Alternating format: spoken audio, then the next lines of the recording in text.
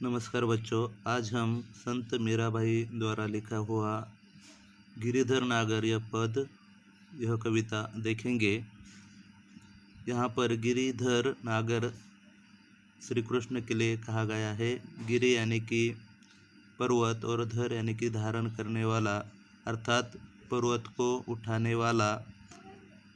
श्री कृष्ण, एक पौराणिक कथा के अनुसार कृष्ण ने अपनी उंगली पर पर्वत को उठाया था, इसलिए उनका एक नाम गिरिधर है।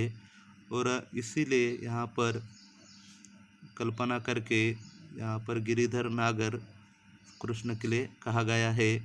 संत मीराबाई जी का परिचय। जन्म 1516, जोधपुर राजस्थान, मृत्यु 1546, द्वारिका गुजरात। परिचय। संत मीराबाई बचपन से ही कृष्ण भक्ति में लीन मग्न रहा करती थी। बाद में गृह त्याग करके आप घूम घूम कर मंदिरों में अपने भजन सुनाया करती थी। तो बचपन से ही मीराबाई श्री कृष्ण को अपना सब कुछ मानती थी।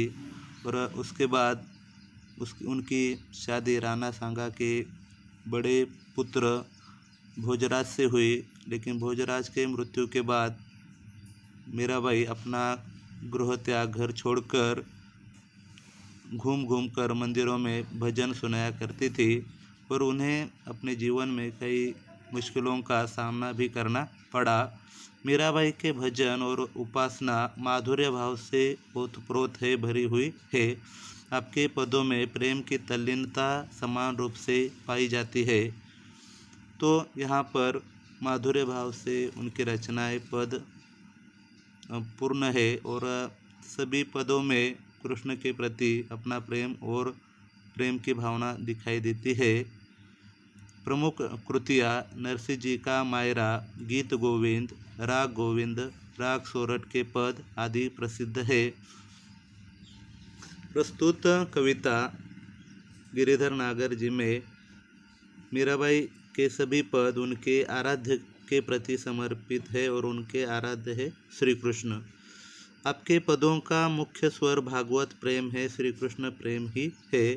प्रस्तुत पदों में आपकी उत्सुकता, मिलन, आशा, प्रतीक्षा के भाव सभी अनुपम है या अनुपम दिखाई देते हैं। इस कविता का पहला पद इस प्रकार है।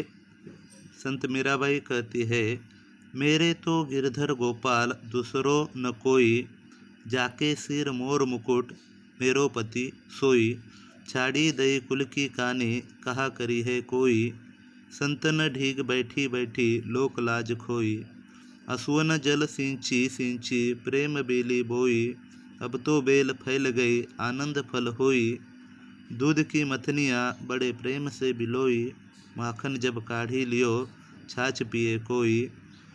भगत देखी राजी हुई जगत देखी रोई, दासी मीरा लाल गिरिधर तारो अब मोहि।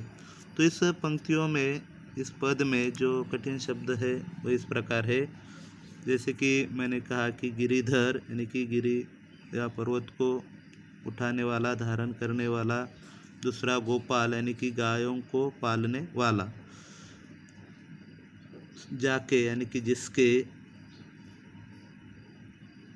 सोई, सोई यानी कि वही। कुल की कानी, कानी यानी कि मर्यादा। संतन ढीग, ढीग का यहाँ पर अर्थ है पास।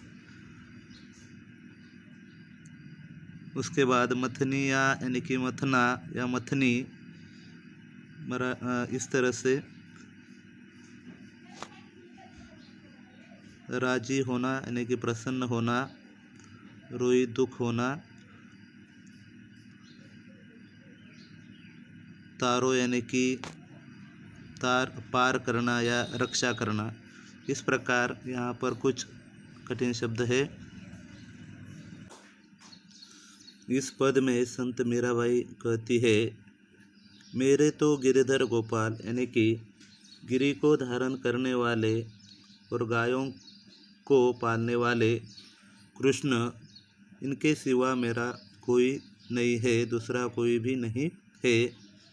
जाके सिर मोर मुकुट यानी कि जिनके सिर पर मोर मोर का मुकुट है, या मोरों का मुकुट शोभित देता है। मोर पंख लगा हुआ मुकुट शोभित देता है, शोभा देता है। मेरो पति सोई, वही मेरे पति है। छाड़ी दई कुल की काने, वो कहती है उनके लिए मैंने कुल की मर्यादा भी छोड़ दी है, चाहे कोई मुझे कुछ भी कहे। कहा करी है कोई, यानी कि चाहे मुझे कोई कुछ भी कहे। संतन ढीग बैठी बैठी, यानी कि मैंने संतों के साथ बैठ बैठ कर मैंने लोक लाज खोई, यानी कि लोक लाज शर्म सभी को छोड़ दिया है, त्याग दिया है। असवन जल सिंची सिंची, प्रेम बेली बोई। वह कहती है कि मैंने अपने प्रेम रूपी बेल को अपने अश्रु रूपी जल से सींच सींच कर बड़ा किया है। अब तो यह बेल, प्रेम बेल फैल गई है, यानी कि अब तो बेल फैल गई, आनंद फल होई। तो बेल फैल गई है और उसमें आनंद रूपी फल लगने लगा है।